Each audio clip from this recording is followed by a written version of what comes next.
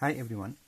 आज मैले electricity and म्याग्नेटिजमको फिजिक्सको एउटा इम्पोर्टेन्ट ल यानि कि ओम्स ल लिएर आएको छु। यो भिडियोमा म ओम्स ल भनेको के हो र V = IR जुन चाहिँ ओम्स लको म्याथमेटिकल रिलेसन हो त्यो कसरी डिराइभ गर्न सकिन्छ भन्ने तपाईहरुलाई म इजिली सिकाउँछु। स्टेटमेन्टमै जाउँ। जोर साइमन ओम्स ल यानि कि यो ओम्स ल भनेको जोर साइमन ओमले दिएका हुन्। It says that the electric current passing through a conductor is directly proportional to the potential difference across its two ends at a constant physical condition, that is temperature, cross-sectional area, length, nature of the material. यदि constant physical condition हुने हो भने भन्नाले temperature, cross-sectional area of the wire, length of the wire र nature of the material same हुने हो भने the current passing through a conductor एउटा कन्डक्टरबाट पास हुने जुन इलेक्ट्रिक करेन्ट छ त्यसको भ्यालु चाहिँ directly proportional to the potential difference across its two ends. यो एउटा दुईटा एन्ड बीचको जुन चाहिँ पोटेन्शियल डिफरेन्स छ त्यसको भ्यालुसँग करेन्ट जुन पास भइरहेको छ नि त्यो चाहिँ डाइरेक्टली प्रोपोर्सनल हुन्छ भन्नाले अब हामी यहाँ हेरौँ।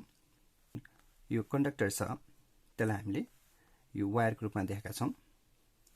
एउटा रेजिस्टेन्स छ हैन, अनि हाम्रो यहाँ सोर्स छ र यो स्विच हो र हामीले यो दुईटा पोइन्ट अक्रस एउटा भोल्टमिटर राखेका छौँ। अब यो सोर्सले सप्लाई गर्ने भोल्टेज हामी V भनौँ है, जसले गर्दा यहाँ करेन्ट हाम्रो पोजिटिभ टर्मिनलबाट नेगेटिभ टर्मिनलमा करेन्ट पास हुन्छ र यसले जुन भोल्टेज सप्लाई गर्छ यो रेजिस्टर अक्रस पनि त्यही भोल्टेज देखिन्छ। त्यही कारणले गर्दा यो ल अनुसार के भयो त भन्दाखेरि यो जुन करेन्ट पास हुन्छ त्यो चाहिँ directly proportional to the potential difference. त्यो भनेपछि हामीले के गर्न सक्छौं, बाइ ओम्स ल हामीले के देख्यौं भन्दा स्टेटमेन्ट डायग्रामबाट जुन करेन्ट यहाँबाट फ्लो भइरहेको छ नि त्यो चाहिँ directly proportional to potential difference across its two ends हैन। यसलाई नै हामी के गर्न सक्छौं त, हामी यसलाई अदला-बदली गरौँ यानी कि V लाई यतापट्टि राखौँ लेफ्टमा, करेन्टलाई राइटपट्टि राखौँ। अब हामीलाई के थाहा छ भन्दा कुनै पनि रिलेसनमा यो प्रोपोर्सनल साइन छ भने यसलाई इक्वल टुमा लानु पर्यो भने हामीले के गर्नुपर्छ, हामीले एउटा प्रोपोर्सनालिटी कन्स्टेन्ट हाल्नुपर्छ र यो केसमा चाहिँ हामी के हाल्छौँ R, where R equals to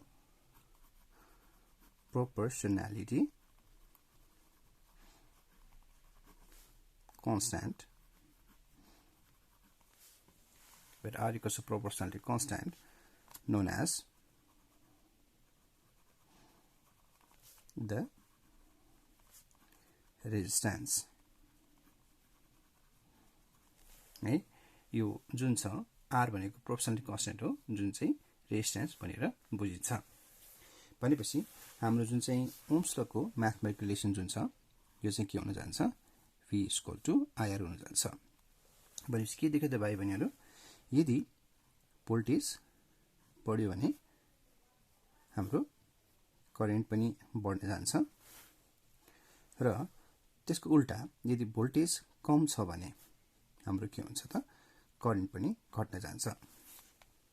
हामीले यहाँ जति सेलको नम्बर बढायो त्यति नै करेन्ट पनि बढी पास हुन्छ। अब यो तीनटाको सट्टामा हामीले दुईटा तपाईको सेलमा त राख्यो भने भोल्टेज घट्यो भनेपछि यहाँबाट फ्लो हुने करेन्ट पनि घट्छ।